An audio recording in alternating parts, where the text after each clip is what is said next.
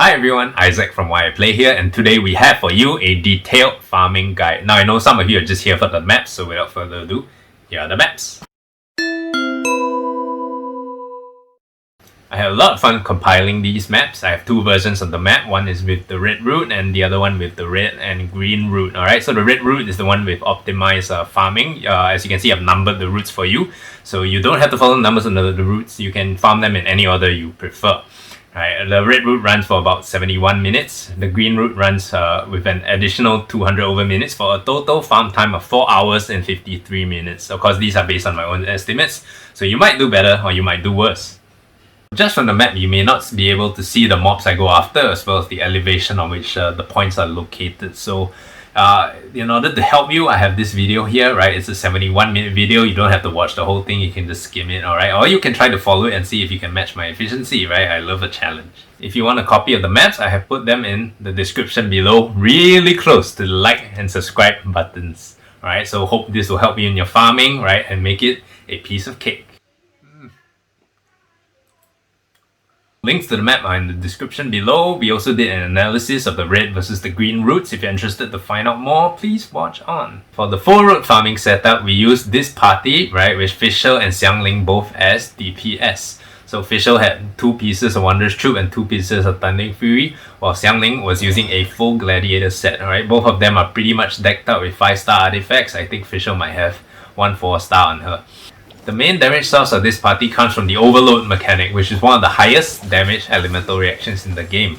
However, the issue with using Overload is that you knock enemies around, so for example, Electro-Sycin mages, in addition to their blinking, are going to be very hard to hit, and frequently you will hit enemies out of the range of Guoba, which will reduce your overall DPS.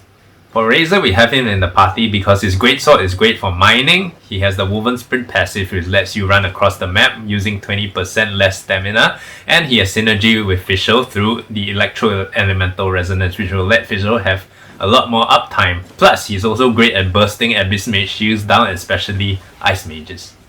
TT is in our party as a great all-around emergency healer to prevent you from fatal mistakes, and also she has the ability to apply Super Conduct on targets with a 30-second cooldown. Alright, if you don't have TT, you can still rely on another healer. Barbara makes for a pretty good choice because of a water element. For the optimal farming route, we only made one change, and that is we took out Xiangling. Alright, so there are a number of reasons for this. The first reason was Xiangling is approaching level 80, alright? From my farming, my characters have gained a ton of experience. Fischl used to be level 76, but from farming alone, she's now level 78. And I'm very sure she will hit level 80 before the cap. And I didn't want the same thing to happen to Xiangling, so I can use her as the next main DPS. Another reason we took out Xiangling and replaced her with Barbara is because Barbara, together with an ice character, opens up the possibility of freezing your enemies repeatedly due to her water aura. If you don't have TT, you can also use Kea in this party. He works just as well, and in fact, his ultimate gives you the same effects, plus you have your freeze on a 6-second cooldown. The reason why freeze is so useful is especially because of its effect on shield Metachels, which are frequently some of the hardest and most frustrating enemies to kill, not because they are really difficult, but because they block everything coming to them from the front. But if you hit a frozen shield Metachel, you can even attack it directly head on and the damage will apply. All in all, despite replacing the higher damage Xiangling with the lower damage Barbara, my clear times remain consistent because of Barbara's very useful freeze effect. In fact, it might have enabled me to play more aggressively and therefore improve my run time. So it just goes to show level and power is not all that matters, alright? You have to use the elemental system in the game well.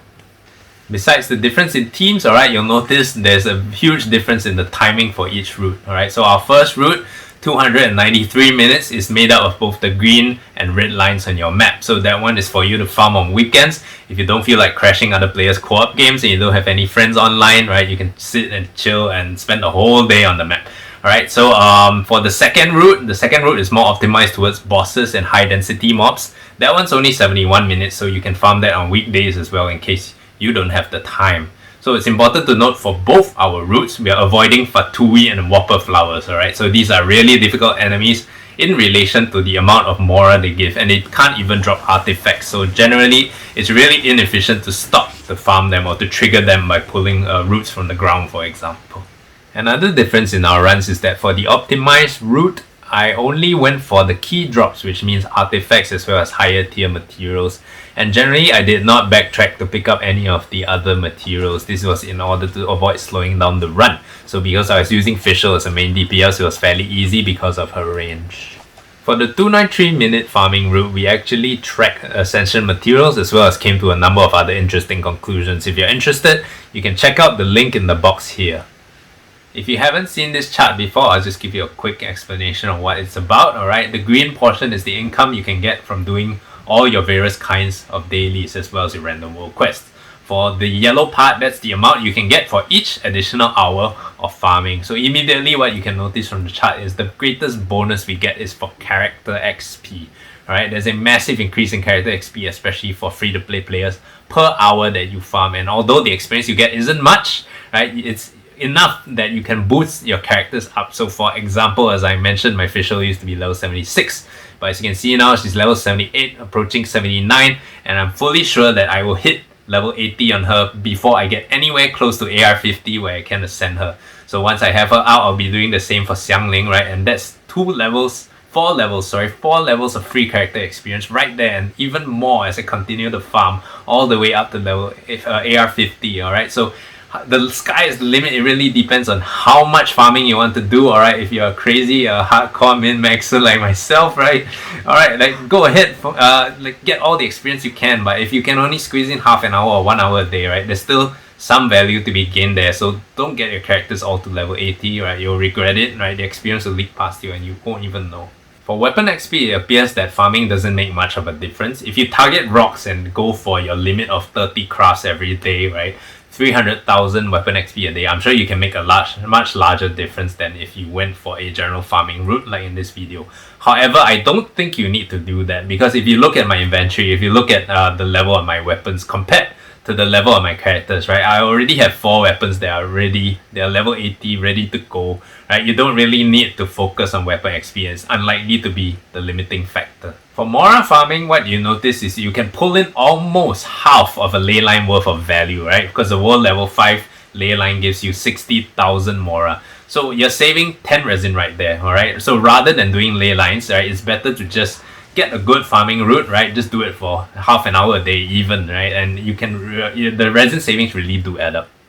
For artifact XP, what you notice from the optimal route is that you can craft one plus 25-star artifact from the resources that you farm every 28 days, alright? So that's about 1 max 5-star artifact a month, right? It doesn't seem very quick, but it's definitely helpful to your progression, and all you need to do is farm 1 hour a day, alright? So for artifacts, we're doing a whole series on artifacts, right?